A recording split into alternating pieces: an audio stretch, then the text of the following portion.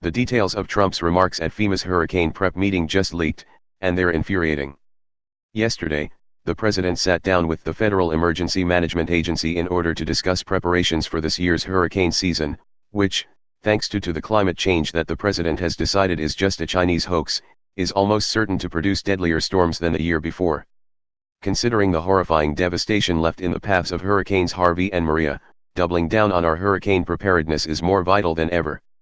But once again, President Trump made it very clear that he is entirely unconcerned with the well-being and safety of the American people, preferring to use the time to congratulate himself and take credit for the hard work of others before launching into a series of bizarre non-sequiturs, like his dislike for the use of magnets on aircraft carriers.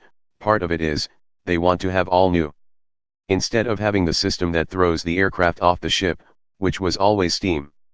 They now have magnets. They're using magnets instead of steam. They spent hundreds of millions of dollars. I'm hearing not great things about it. It's frankly ridiculous. The Washington Post reports that the president's addled brain jumped around from his prowess in negotiating airplane deals, his popularity, the effectiveness of his political endorsements, the Republican Party's fortunes, the vagaries of Defense Department purchasing guidelines, his dislike of magnetized launch equipment on aircraft carriers, his unending love of coal, and his breezy optimism about his planned Singapore summit with North Korean leader Kim Jong-un. He did not once mention the 4,500 Americans who died thanks to his administration's slow response and unforgivable neglect in the aftermath of Hurricane Maria, instead interrupting a Department of Defense official within 10 seconds in order to brag about how he cut costs on Air Force One.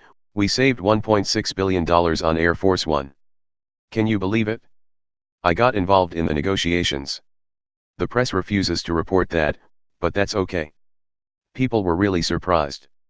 It will come as no surprise that the $1.6 billion figure has no basis in fact.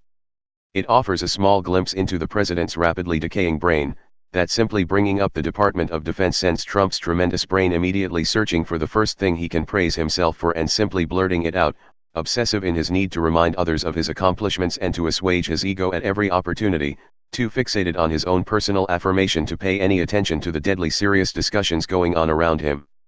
The news that the real death toll from Hurricane Maria makes it the deadliest natural disaster in modern American history barely got more than a half hour of coverage on major TV networks as the nation obsessed over Roseanne Barr's racism instead.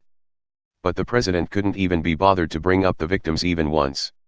The island of Puerto Rico has only barely begun recovering from the last hurricane, and the next one is right around the corner.